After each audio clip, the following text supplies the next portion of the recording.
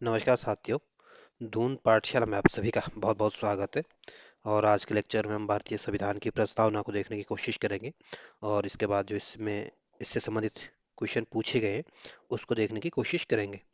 जो हमारी प्रस्तावना या उद्देशिका है, इसको आपके भारत के जो पहले प्रधानमंत्री थे पंडित जवाहरलाल नेहरू, उनके द्वारा तैयार की गई थी। और जवाहरलाल नेहरू के द्वारा जो प्रस्तावना तैयार की गई थी उसको आपके 13 दिसंबर 1946 को संविधान सभा में प्रस्तुत किया गया था। और इसी उद्देशिका को आपके 22 जनवरी 1947 को आपके संविधान सभा द्वारा स्वीकार की गई थी। और इसमें आपके थोड़े बहुत परिवर्तन करके संविधान की प्रस्तावना को बनाया गया था। यानी पंडित जवाहरलाल नेहरू के द्वारा जो प्रस्तावना तैयार की गई थी उसमें थोड़े बहुत परिवर्तन करके भारतीय संविधान की प्रस्तावना को तैयार किया गया था। और जो ये भारतीय संविधान के द्वारा जो प्रस्तावना तैयार की गई थी, इसमें आपके 1976 में आपके 42वें संविधान संशोधन के माध्यम से इसमें संशोधन किया गया था। और संशोधन करके आपके 3 शब्दों को जोड़ा गया था। पहला शब्द आपका समाजवादी शब्द जोड़ा गया था, दूसरा आपका पंथ निरपेक्ष शब्द जोड़ा गया था, और तीसरा आपका अखंडता शब्द जोड़ा गया था। जो प्रस्तावना है इसमें भारतीय राज्य को घोषित किया गया और ये घोषणा की गई है कि जो भारत है ये आपका एक संपूर्ण प्रभुत्व संपन्न समाजवादी पंथ निरपेक्ष लोकतंत्रात्मक गणराज्य के रूप में घोषित किया गया है। और जो प्रस्तावना है इसमें आपके 3 तरह के न्याय की बात की गई है। पहला आपका सामाजिक न्याय की बात की गई है, दूसरा आपके आर्थिक न्याय की बात की गई है, तीसरा आपके राजनीतिक न्याय की बात की गई है। और जो प्रस्तावना है ये आपके संविधान के विधिक निर्वाचन में सहायक की भूमिका अदा करती है। और जो सर अल्लादी कृष्ण स्वामी अय्यर थे, इन्होंने कहा था कि जो उद्देशिका है या प्रस्तावना है, ये हमारे जो उद्देशिका है ये हमारे सपनों और विचारों का प्रतिनिधित्व करती है। वहीं जो के एम मुंशी है ये आपके संविधान सभा के सदस्य थे और इन्होंने कहा था कि जो उद्देशिका या प्रस्तावना है ये हमारे प्रभुत्व संपन्न लोकतंत्रात्मक गणराज्य की जन्म कुंडली है। और जो प्रस्तावना इसमें आपकी जो 1973 का जो केशवानंद भारतीय बनाम केरल वाद आया था, इसमें सुप्रीम कोर्ट ने कहा था कि जो कि प्रस्तावना ये आपके संविधान का भाग है। और जो 1960 में आपका जो बेरुवारी केस आया था, इसमें सुप्रीम कोर्ट ने कहा था कि प्रस्तावना जो है ये आपकी संविधान का भाग नहीं है। और 1967 में आपका जो गोलकनाथ बनाम राज्य पंजाब राज्य केस आया था, इसमें सुप्रीम कोर्ट ने कहा था कि जो प्रस्तावना है ये आपके संविधान की मूल आत्मा है।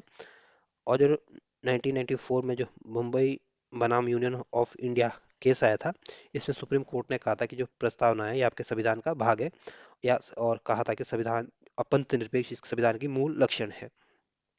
तो कई बार पूछते हैं कि किस केस में क्या कहा गया था। तो ध्यान रखना कि जो 1960 का जो बेरवारी केस था, इसमें कहा था कि संविधान का अंग नहीं है प्रस्तावना। और बाकी जो जितने भी केस आए, चाहे केशवानंद भारती वाद हो या गोलकनाथ का केस हो या मुंबई बनाम यूनियन ऑफ इंडिया का केस हो, इसमें सब में कहा था कि संविधान जो प्रस्तावना है ये आपके संविधान का भाग है। जो प्रस्तावना है ये आपका संविधान का जो मूल लक्षण है, ये एक अपंत निरपेक्ष संविधान का मूल लक्षण ये आपके 1994 में केस में कहा गया था। जो प्रस्तावना है ये आपके इसकी जो प्रकृति है आपकी न्याय योग्य नहीं है। इसमें आप ये नहीं कह सकते कि हमारी प्रस्तावना का उल्लंघन हुआ है, तो इस आधार पर आपके सुप्रीम कोर्ट या हाई कोर्ट नहीं जा सकते हैं कि इस आधार पर हमें न्याय दीजिए, तो ये आपके न्याय योग्य नहीं है। और प्रस्तावना में जो है ये आपके 5 तरह की स्वतंत्रता की बात की गई है: विचार, अभिव्यक्ति, विश्वास, धर्म और उपासना की। तो कई बार पूछते हैं कि हमारी जो प्रस्तावना है इसमें कितने तरह की आज़ादी की बात की गई है। तो ध्यान रखना, विचार, अभिव्यक्ति, विश्वास, धर्म और उपासना की, यानी 5 तरह की स्वतंत्रता की बात की गई है और 3 तरह की न्याय की बात की गई है। और 2 आपके समता की बात की गई है। 2 समता समानता की बात कौन सी की गई? एक प्रतिष्ठा और अवसर की समता की बात हमारे प्रस्तावना में की गई है। जो प्रस्तावना है इसको संविधान की आत्मा कहा जाता है। और जो डॉक्टर भीमराव अम्बेडकर थे, ये आपके हमारे संविधान के संवैधानिक सलाहकार थे। हमारे जो भीमराव अम्बेडकर थे ये आपके जो संविधान के शिल्पकार थे। और संविधान के संवैधानिक सलाहकार थे ये आपके बी एन राव थे। और भीमराव अम्बेडकर ने कहा था कि जो अनुच्छेद 32 है संवैधानिक उपचारों का अधिकार को, कहा था कि संविधान ये संविधान की हृदय और आत्मा है, या आत्मा और हृदय है। तो कई बार पूछते हैं कि संविधान की आत्मा किसे कहा जाता है? तो प्रस्तावना को। और भीमराव अम्बेडकर ने किसे कहा था संविधान की आत्मा? तो ध्यान रखना, संवैधानिक उपचारों के अधिकारों को कहा था। और जो के एम मुंशी थे, इन्होंने प्रस्तावना को उद्देशिका को कहा था कि जो ये आपके राजनीतिक जनपत्री है।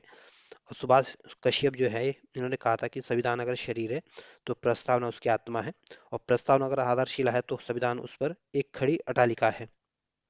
और भीमराव अम्बेडकर ने आपके संविधान को आपके सॉरी जो भीमराव अम्बेडकर थे इन्होंने प्रस्तावना को कहा था कि एक पवित्र दस्तावेज है। तो प्रस्तावना से बहुत सारे क्वेश्चन पूछे जाते हैं कि किसने क्या कहा था और इसमें कब संशोधन किया गया था, किस केस में क्या कहा गया था, इस टाइप के क्वेश्चन बनते रहते हैं। तो इससे संबंधित जो एमसीक्यू होंगे या प्रीवियस ईयर क्वेश्चन पूछे गए, जितने भी क्वेश्चन पूछे गए, इसको डिस्कस करेंगे।